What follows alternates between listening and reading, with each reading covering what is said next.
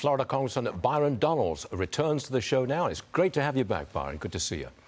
Okay, March 1st. Good to be back with you. Yeah, March 1st deadline to fund the government. Can you get money for the border and money for Ukraine as well? Can you satisfy both? No, I don't think so. And the number one reason why is, first, money's not the issue at the southern border. It's purely policy. Right. Number two, Joe Biden will not reverse course on his policy, which tells House Republicans that there's no money for Joe Biden and the things that he wants to do. I mean, look, Stuart, the number one job of the federal government is to secure the border, to secure this nation, and to secure the American people. That is the first job. And if you're derelict in the first job, why would I give you money for any other jobs? That's a simple premise that applies to all of life. It definitely applies to life on Capitol Hill. Then are you prepared to see Russia win in Ukraine?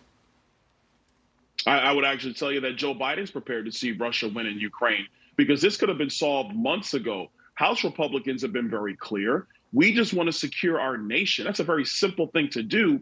He refuses to, but then he comes to us and says, but look at what's happening in Ukraine.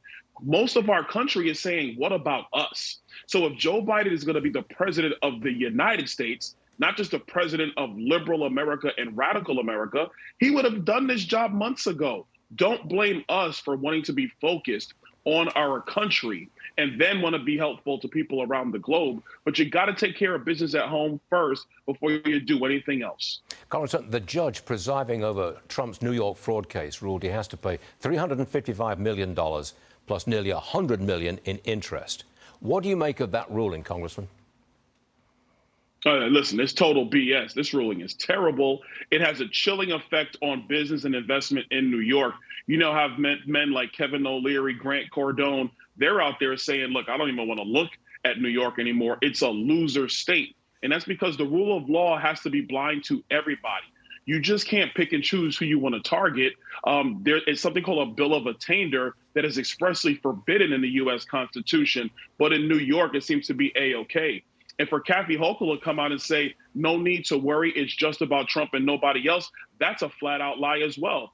Because we all know that once you set the precedent, it will be available to other people. Yeah. People are not going to invest billions and billions of dollars into New York if you have something like this in the air in that state. So I tell New Yorkers, come to Florida, we'll take care of you and treat you better.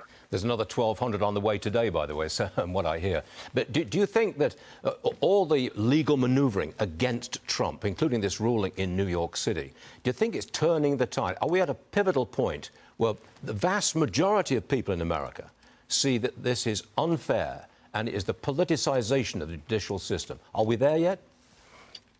Oh, yeah, I definitely believe we're there. I think we've been there for quite some time now. Look, you can have your opinions of President Trump. Contrary to those presidential scholars who frankly don't know what they're talking about, he's been one of the great presidents this country has ever seen. But you can have your feelings, but in the court of law, your feelings aren't allowed to go into the courtroom. That is the thing that protects all Americans. I don't care about your politics. I don't care about your religion. The courtroom is supposed to protect us all, and we live by the law and nothing else. But when you have stuff like this, it's going to completely backfire against the Democrats. Donald Trump is only becoming more popular, but it's also a signal to these radical states and these radical cities that people just aren't going to deal with you. It's not like it's not like everything is beautiful and it's all roses up there anyway. You got that right. Congressman Byron Donalds, thanks for coming back on the show. We'll hope to see you again real soon. Thank you, Congressman. Thank you.